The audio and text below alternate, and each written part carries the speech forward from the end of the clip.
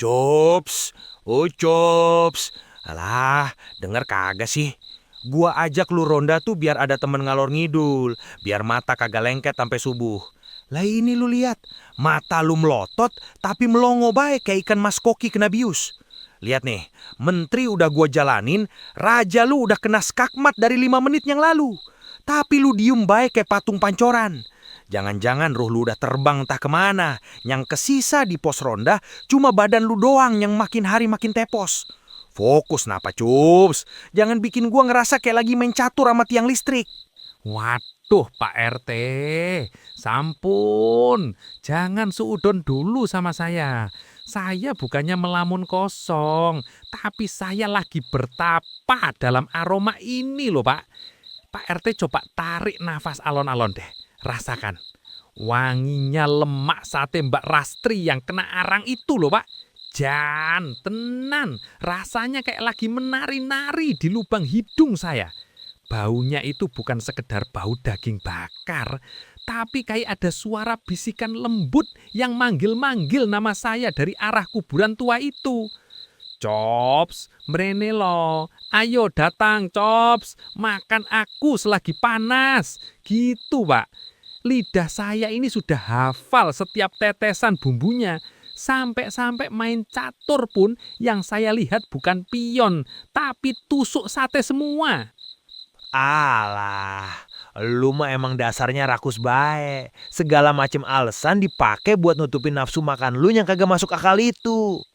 Tapi ya, kalau gue mau jujur pakai logika, emang ada yang rada bau-bau aneh nih. Sejak Mbak Lastri sama lakinya si Karyo itu buka gerobak di pojok kuburan tua, hawa kampung kita jadi berubah total. Biasanya kalau malam Jumat begini, yang kecium kalau kagak bau sampah numpuk di selokan, ya bau bunga kamboja kering. Sekarang dari ujung gang sampai lapangan bola, isinya coba bau gurih sate kambing. Wanginya emang sedep bener, tapi bikin bulu kudut gue merinding disko. Aneh aja, jualan di tempat jin buang anak begitu, tapi yang antri malah bejubel kayak orang mau nonton layar tancap. Loh, Pak RT sama Ucop jam segini kok masih betah nangkring di sini? Pak, mendingan Bapak perbanyak doa atau baca-baca ayat kursi deh malam ini. Saya tadi baru aja lewat depan warungnya Mbak Lastri. Niatnya mau pulang istirahat habis keliling jualan jamu. Tapi Gusti, saya merinding sendiri, Pak. Saya lihat Mas Karyo lagi sendirian di belakang warung, persis di bawah pohon pisang raja. Masa pohon pisangnya dipakaikan baju merah rombeng, terus Mas Karyo kayak lagi nyuapin pohon itu sambil bisik-bisik sendiri. Saya mau nyapa, tapi mulut saya langsung kaku. Auranya bener-bener gak enak, Pak. Aduh Darmi, ini mulutnya pedes banget. Ngalah-ngalahin jamu pahitan yang kamu jual. Kamu itu jangan-jangan cuma meri ya, sirik karena sate Mbak Lastri lebih laku daripada jamu beras kencurnya. Ya wajar dong kalau Mas Karyo ngomong sendiri. Mungkin dia lagi ndremimil hafalan doa biar dagangannya makin berkah. Atau lagi latihan acting biar nggak kaku kalau melayani pembeli kayak kamu, Mi. Soal pohon pisang pakai baju, ya mungkin wae itu cuma jemuran yang belum diangkat karena sudah petang. Kamu mendingan pulang, ngasoh, rendem kaki pakai air hangat. Jangan malah nyebarin gosip yang enggak-enggak soal resep rahasia orang.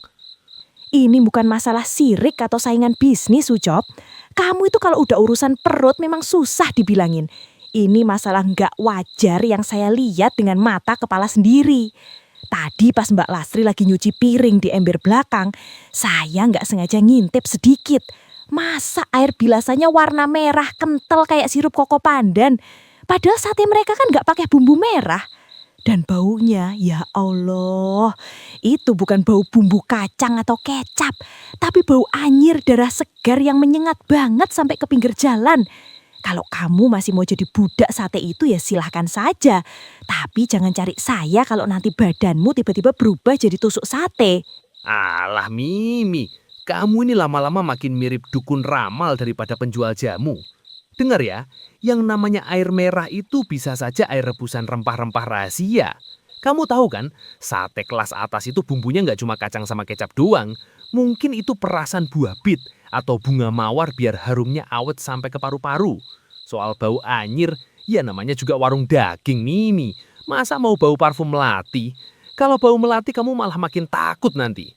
Kamu itu cuma kecapaan keliling kampung, mata sudah kunang-kunang. Makanya pohon pisang dibilang pakai baju. Besok-besok kalau lewat sana, mending kamu tutup mata saja sambil istighfar. Jangan malah ngintip-ngintip dapur orang terus bikin laporan palsu ke Pak RT. Laporan palsu kamu bilang, Cop? Tega kamu. Saya ini jualan jamu keliling sudah belasan tahun. Saya sudah hafal mana bau rempah, mana bau bangkai, dan mana bau darah seger yang baru tumpah.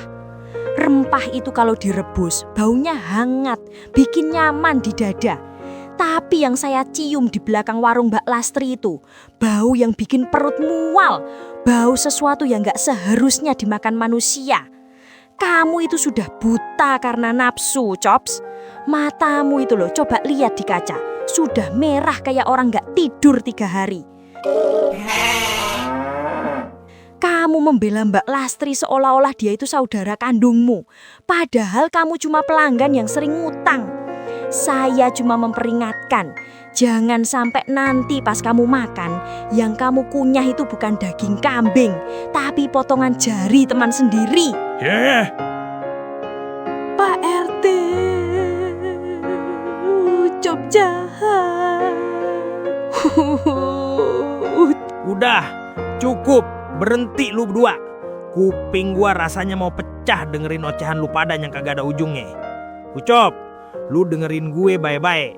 Sebagai RT, gua kagak demen lihat warga gua jadi kasar sama puan. Apalagi cuma gara-gara urusan sate. Lu emang keterlaluan batunya. Kalau udah demen namanya satu makanan, logika lu langsung lu taruh di bawah ubin. Jangan terlalu muja sesuatu yang belum jelas asal-usulnya. Apalagi sampai bikin tetangga sendiri kesinggung. Dan lu Darmi, makasih buat laporannya. Gua catet semua yang lu lihat soal pohon pisang baju merah ame air bilasan darah itu. Tapi ingat, kita kagak boleh main hakim sendiri atau nyebar fitnah sebelum ada bukti nyatanya. Kalau berita ini nyebar terus ternyata Mbak Lastri cuma pakai teknik masak yang aneh, bisa geger satu kelurahan. Malam ini, lu berdua pulang sekarang juga. Darmi, lu masuk rumah, kunci pintu rapet-rapet. Jangan keluar lagi sampai matahari nongol. Ucop, lu berhenti datung ngelamunin lemak sate. Cuci muka, wudu, terus tidur. Besok pagi, gua sendiri yang bakalan mampir ke warung Mbak Lastri. Gua bakal pura-pura pesen sate sambil ngintip-ngintip situasi dapurnya langsung. Kalau emang ada yang kagak beres, gue yang bakal lurus semuanya lewat jalur resmi. Kita ini hidup di kampung yang tenang. Jangan sampai gara-gara tusuk sate, kita jadi saling curiga ame pecah begini. Wes, bubar semua. Sebelum gua panggil Hansip buat nyeret lu pada